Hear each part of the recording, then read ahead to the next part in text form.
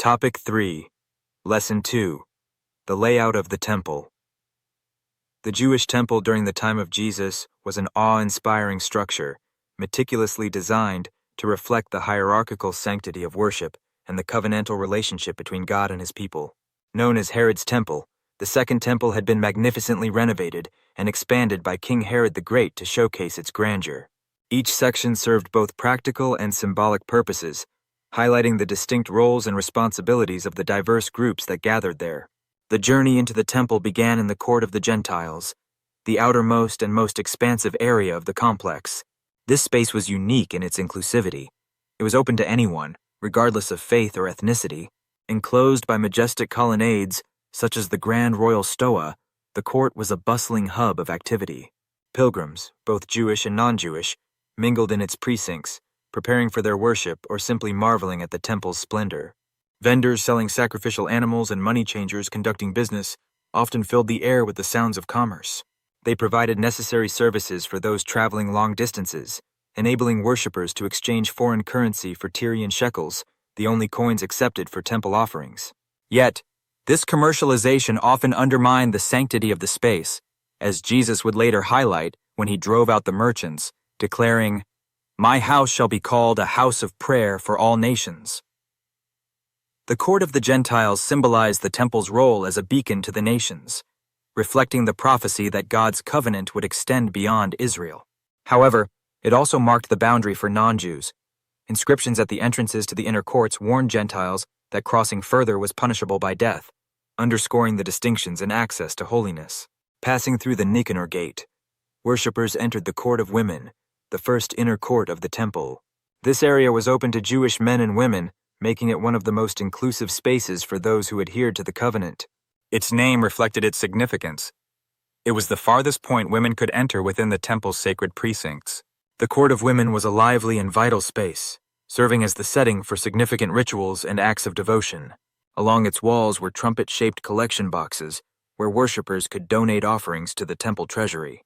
It was here, according to the Gospels, that Jesus observed a poor widow placing 2 small coins into one of these receptacles, praising her faith and generosity. This court was also the stage for joyous ceremonies during festivals. For example, during the Festival of Tabernacles, towering lampstands were lit here, illuminating the temple and symbolizing God's light. Such events underscored the communal and celebratory aspects of worship.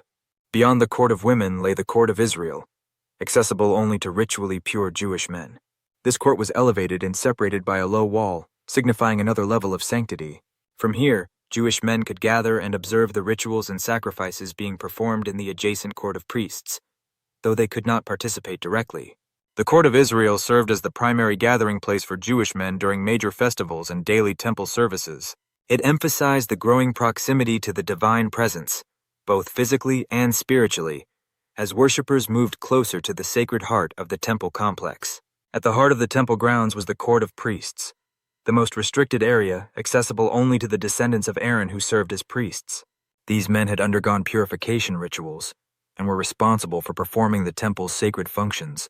Here, the great altar of burnt offerings dominated the space, its smoke rising as a constant reminder of the covenant between God and his people. Adjacent to the altar stood the laver, a large basin for ritual washing, ensuring the priests were ritually clean before performing their duties. Surrounding this area was the temple building itself, containing the holy place and the Holy of Holies.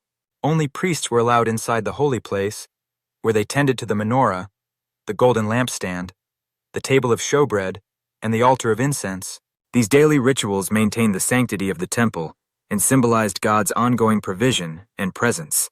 At the very core of the temple was the Holy of Holies, the innermost sanctuary and the most sacred space in all of Judaism. Separated from the holy place by a thick veil, this chamber was considered the earthly dwelling place of God's presence. In the time of the first temple, it had housed the Ark of the Covenant, but by Jesus' day, the Ark had been lost during the Babylonian exile. Despite its absence, the Holy of Holies retained its supreme sanctity. Only the high priest could enter the Holy of Holies, and then only once a year on Yom Kippur, the Day of Atonement. On this solemn occasion, the high priest offered sacrifices and incense to atone for the sins of the people, symbolically bridging the gap between God and humanity. The Holy of Holies epitomized the ultimate sacredness and mystery of the divine presence.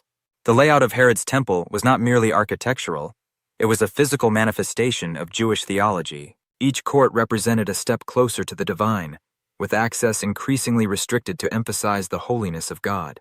From the inclusivity of the court of the Gentiles to the exclusivity of the Holy of Holies, the design reflected a journey of spiritual ascent, requiring reverence, purity, and devotion. In the Gospels, Jesus' teachings and actions within the temple courts emphasized its spiritual purpose. His interactions with worshippers, his criticism of corruption in the court of the Gentiles, and his fulfillment of prophecy all underscored the temple's role as a house of prayer and a place of divine encounter. The temple layout during the time of Jesus remains a powerful symbol of the intersection of heaven and earth, reflecting the sanctity, order, and covenant that defined Second Temple Judaism. It stood as the heart of Jewish worship, a testament to faith, and ultimately, a site of profound spiritual significance that shaped the narratives of history and scripture alike.